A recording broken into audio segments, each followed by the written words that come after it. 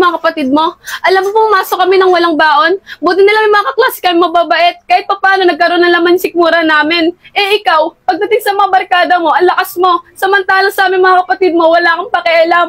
Di ba sinabi ko naman sa'yo, kung gusto mo suportahan yung dalawa nating kapatid, tumigil ka sa pag-aaral. Magtrabaho ka na lang. Ang laki-laki mo no, kaya mo nang banat ng buto. Di ba nga kuya, sinabi ko sa'yo, mahirap nang walang pinag-aralan. Ano papakain ko sa dalawa nating kapatid? Ano papasukin kong trabaho? Labandera? Mangangalakal? Sasapat ba yun para sa kanilang dalawa? Christine, kung gusto mo talaga, subukan mo. Hindi yung iyak-iyak ka dyan sa harap ng barkada ko. Nakakaya ka lang. Kuya, tulungan mo naman ako. Kahit para sa mga kapatid ko na lang. Kahit wag na sa akin, kuya. Sige na. Tanda ka na, Christine. Kaya mo na yan. Tara mga pre, sa labas natin ito itong inuman.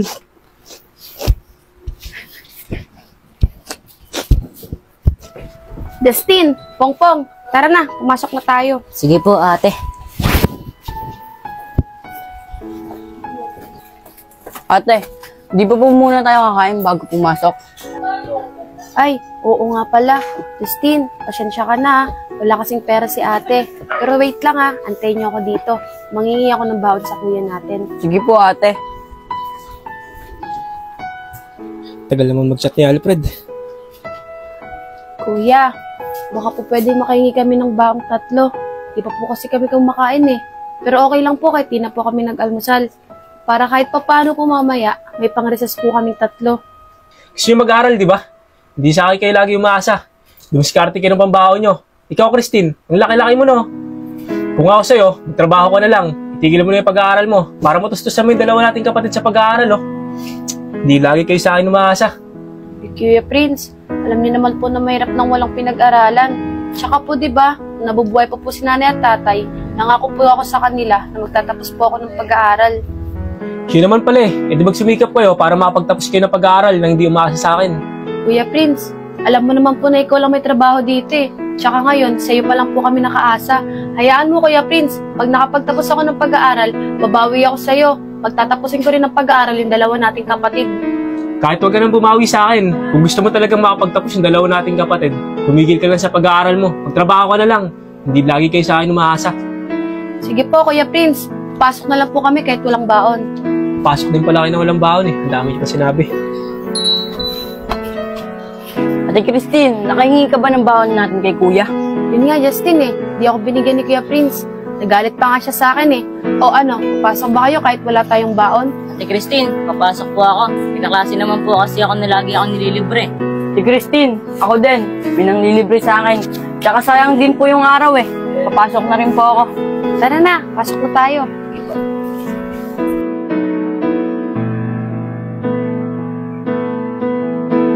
Justin, Pongpong, mamaya antayin niyo si ate ha. Alam ko mauna yung uwian niyo. Kaya mamaya antayin niyo ako. Huwag kayong lalabas ng gate ha. Sige po ate. Justin, tara na. Pasok na tayo. Alfred, ang aga mo naman mag-aya. Si parang Prince eh, chat ng chat sa akin. Kanina pa nag-aaya. Prince! Prince! Oh, sparring Alfred nga tayo na. Puntaan niyo. Oh, tara na mga pre. May inumin na tayo dito. Sige, tara Mac, pasok na tayo.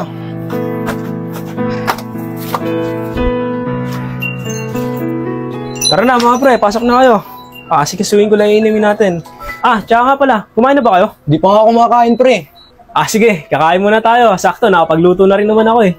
Sige pre, parang magandahin naman natin. Ikaw Mac, kumain ka na ba? Hindi pa nga eh. Pero kakain ako. Sige pre, sikasuhin ko lang yung kakainin natin. Ito na muna ako Sige pre. Christine, napapansin ko kanina, yung thumbnail mo parang hindi ka rin nag-recess. Totoo niyan, Iya. Gugutom na talaga ako. Wala pa kasi akong almusal eh. Wala rin kaming baon. Naawa nga ako sa dalawang kapatid eh. Pumasok din sila nang walang baon. Hindi rin sila nag-almusal. Ganun ba, Christine? May natira pa dito sa baon ko. Libre ko na kayo pati ng kapatid mo. Ako din Christine, may 50 pa ako dito. Ambag ko na rin para makakain kayo ng kapatid mo. Wag na mga classmate. Okay lang kami. Baka mamaya pag uwi namin sa bahay, may pagkain na doon. Nakakain na kaming 3. Ay nako, Christine. Tara, punta na natin yung kapatid mo para magkalaman na yung sikmura nyo. Alam mo naman na mahirap malipasan ng gutom. Oo nga Christine, tara na. Tara na. Salamat sa inyo Classmate, salamat nilibre mo kami dalawang magkapatid. Kahit pa paano, nagkalaman yung dyan namin. Wala yun. Wala ka naman binigay na baon sa akin ng mami ko. Tsaka nga pala, ba't kayo magkaklase magkapatid? Ang totoo niyan, simula na namatay mga magulang namin, tumigil sa pag-aaral si Kuya Pongpong. Kaya ngayon, magkaklase kami. Kaya pala, nagtataka ako. Magkaklase kayo magkapatid. Tsaka nga pala, sino nagpapaaral sa inyo? Classmate, kaya nga kami walang baon ngayon kasi wala nagpapaaral sa amin. Si Kuya kasi, hindi kami sinusuportahan. Kaya nga simula kasi namatay si nanay, pati si tatay, si Kuya, puro inom na lang ang ginagawa. Kawawa naman kayo, ulila kayo sa magulang. Kaya nyo, pag malaki ulit na baon na binigay sa akin ng mami ko, bukas libre ko ulit kayo. Salamat sa'yo, classmate Oh, ayun na pala sila ate. Tara na. Kanina pa ba kayo nag-aantay? Oo ate, kani-kanina lang. Pero okay lang, kakwentuhan naman namin kaklase namin Tara, alam kong hindi pa kayo kumakain. Nandiyan yung dalawa kong klase. Lilibre daw nila tayong 3. Ate, okay na po. Nilibre niya po kami dalawa ni Justin. Siya ba? Salamat sa'yo Kanina pa kasi ako nag-aalala Wala kasi itong almusal ng dalawang to. Wala rin kaming baon. Okay lang po yun ate. Malaki naman na binigay niyo baon sa akin ng mami ko. Sige, salamat talaga sa'yo Tara na, naantay tayo ng mga kaklase ko para makakain ulit tayo. Tara.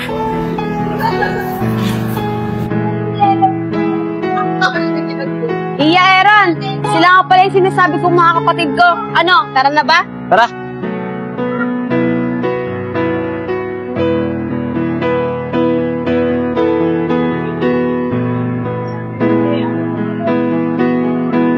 Iya, Aaron. Salamat talaga sa inyo Masaya ako kasi nakita ko yung mga kapatid kong busog. Ano ka ba, Christine? Wala yun. Di naman lagi ganyan kayo. Basta Christine, lahat ng pinagdadaanan niyo magkakapatid, malalagpasan niyo rin yan. Manalangin lang kayo sa Diyos. Kaya nga kahit sobrang hirap ng buhay namin, hindi ako susuko. Kasi hindi naman to binigay ni Lord kung hindi namin to malalagpasan. Sige na, Iya, Aaron. Uuwi na kami ng mga kapatid ko. Bukas na lang ulit, Sige Christine, dito na rin kami. Ingat kayo Sige, kayo din. Ano mga pre? Nakadamit tayo Ikaw kasi pre, panay ka pabili. Ano ba, kaya mo pa ba? Ako naman mga pre, kaya ko pa. Parang parang di nalalasing Mahina lang talaga kayo mag-inom mga pre.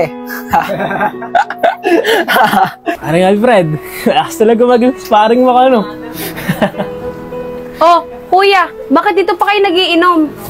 Paring Prince, andyan na pala mga kapatid mo. Paano, sisibat na kami. Diyan na kayo pare, may inom pa tayo. Tsaka pag ubos na ito, bibili pa ako. Tama na yan, kuya. Lasing ka, no? Tsaka kalak ba wala kang pera? Pag sa alak may pera ka, tapos sa amin magkakapatid wala ka. Ikaw Christine, wag mo ang binabastos sa harap ng mga kumpare ko. Tsaka wala kayong pakialam kung may pera ako pagdating sa alak. Di ba gusto nyo mag-aral? Dumiskarte kayo. Ang lalaki nyo na. Kuya, wala ka bang awa sa mga kapatid mo? Alam mo, pumasok kami ng walang baon. Buti nila may mga kaklase kami mababait. Kahit pa paano nagkaroon ng laman sikmura namin. Eh ikaw, pagdating sa mga barkada mo, ang lakas mo. Samantalang sa aming mga kapatid mo, wala kang pakialam. Di ba sinabi ko naman sa'yo, kung gusto mo supportahan yung dalawa nating kapatid, tumigil ka sa pag-aaral. Magtrabaho ka na lang. Ang laki-laki mo no, kaya mo nang banat ng buto. Di ba nga kuya, sinabi ko sa'yo, mahirap nang walang pinag-aralan. Ano papakain ko sa dalawa nating kapatid? Ano papasukin kong trabaho? Labandera? Mangangalakal? Sasapat ba yun para sa kanilang dalawa? Christine, kung gusto mo talaga, subukan mo. Hindi yung iyak-iyak ka dyan sa harap ng barkada ko. Nakakaya ka lang. Kuya, tulungan mo naman ako. Kahit para sa mga kapatid ko na lang. Kahit wag na sa akin, kuya. Sige na. Tanda ka na, Christine. Kaya mo na yan. Tara mga pre, sa labas natin ituloy itong inuman.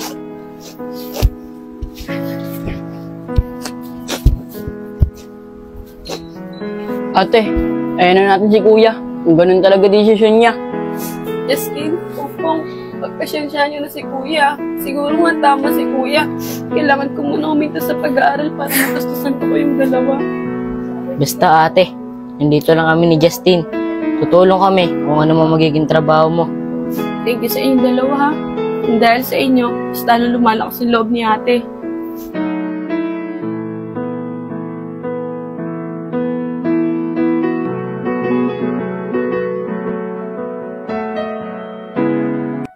Ate Christine, tara na po. Papasok na po kami. Teka lang, patapos na si ate magbihis. Tara na, masok na kayong dalawa. Subay na kayo sa akin. Mangangalakal si ate. Wala eh, kailangan ko talaga tumigil sa pag-aaral para masustentuhan ko kayong dalawa. Gagawin ko lahat para makapagtapos kayong dalawa ng pag-aaral. Wala eh, ako lang talaga maasahan dito sa atin. Hayaan niyo po ate, pagbubutihin po namin ni Jess yung pag-aaral namin. Para po, pag nakapagtapos kami naman po tutulong sa inyo. Oo nga po ate, pagbubutihin po namin ni Kuya Pongpong ang pag-aaral namin. Tara na po, pasok na po kami, baka malate pa po kami.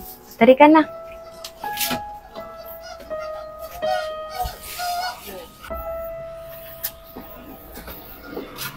Teka lang, kukunin ko lang yung sako. Tara na, baka maliit pa kayong dalawa. Sige po ate.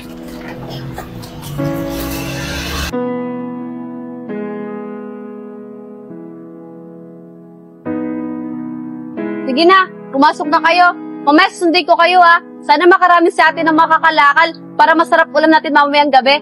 Sige po ate, dito na po kami. Mag-ingat ka po sa papangalakal nyo ah. Sige, kayo din.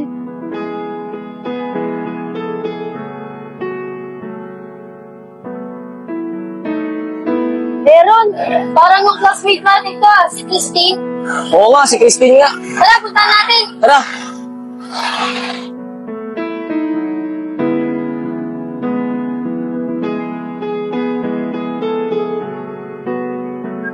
Christine! Oh, kayo pala. Oh, bakit niyo na lang ang sakos? Di ka mapapasok? Ah, hindi na kasi ako mag-aaral eh. Alam niyo naman yung sitwasyon namin sa bahay. Pinili ko na lang mga lakal para masustentuhan ko yung dalawang kapatid para mapag-aral ko sila kahit sa maliit na kita. Ah, ganun ba, Christine? Sayang naman kung titigil ka sa pag-aaral. Kaya nga, Christine, hindi mo natapusin kahit high school lang para kahit pa paano, makahanap ka na maayos sa trabaho. Wala eh, hindi na talaga kaya. Tsaka kung hindi pa ako titigil sa pag-aaral, mas lalo magiging kawawa yung mga kapatid ko. Alam niyo naman na walang ibang tutulong sa amin kundi ako lang eh. Kaya mas pinili ko na lang na huminto. Sige na, pumasok na kayo, baka malik pa kayo eh. Dito na ako, para makarami rin ako sa pangangalakal. Sige Christine, ingat ka na lang. Sige, kayo din.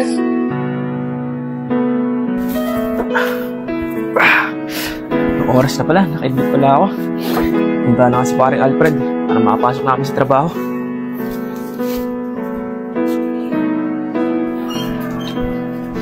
Oh, sakto, paring Alfred. Punta sana natin sa inyo eh. Buti nandito ka na. Ang tagal mo eh. Kanina pa kita naantay sa bahay, kaya pinuntahan na kita dito. Pagtapos ko kasi maligo, natulog na ulit ako eh. Alam mo naman, yung mga kapatid ko, baka hingin na naman ako ng pera. Ah, ganun ba pare? Tara, pasok na tayo. Anong oras na rin naman eh. Tara pare, pasok na tayo. Pare, kapatid mo ata yan, no? Oo, kapatid ko yan. Tara na, bilisan na natin. Baka makita pa ako niyan, hingin na pa ako ng pera niyan. Tara na. Sige, pare.